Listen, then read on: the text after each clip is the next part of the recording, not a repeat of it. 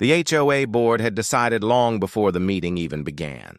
To them, Frank Miller was just another old man in a faded jacket, living alone in a modest corner house that didn't match community standards. His grass was half an inch too long. His mailbox leaned slightly to the left. His flagpole, they claimed, wasn't approved. They spoke to him slowly, impatiently, as if age had dulled his understanding. One woman tapped her pen and sighed loudly. Another smirked when Frank asked for clarification on the fines piling up against his name. "Rules are rules," the HOA president said. "If you can't comply, there will be consequences." Frank nodded quietly. He'd been nodding his whole life, through orders shouted over gunfire, through long nights overseas, through losses he never talked about. He wasn't angry, not yet. What the board didn't know was that Frank had come prepared. When it was finally his turn to speak, he reached into a worn leather folder. The room barely paid attention at first.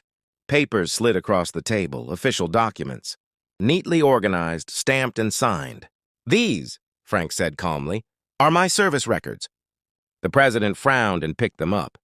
The room grew quieter with every page turned. Combat deployments, commendations, a Bronze Star, purple, heart, decades of service, followed by an honorable retirement. Frank's voice never rose. "That flag you want me to take down?" It was folded and handed to my wife when she was buried. The pole was installed with a city permit, and the modifications to my home were approved under the Veterans Accessibility Act. Silence fell hard. The woman with the pen stopped tapping. Someone cleared their throat. The smirk vanished. Frank continued, gently but firmly. "I didn't ask for special treatment. I only asked for respect." The HOA's lawyer, who had been silent until now, leaned forward and whispered urgently to the president. Papers were shuffled again, this time nervously. Within minutes, the fines were withdrawn.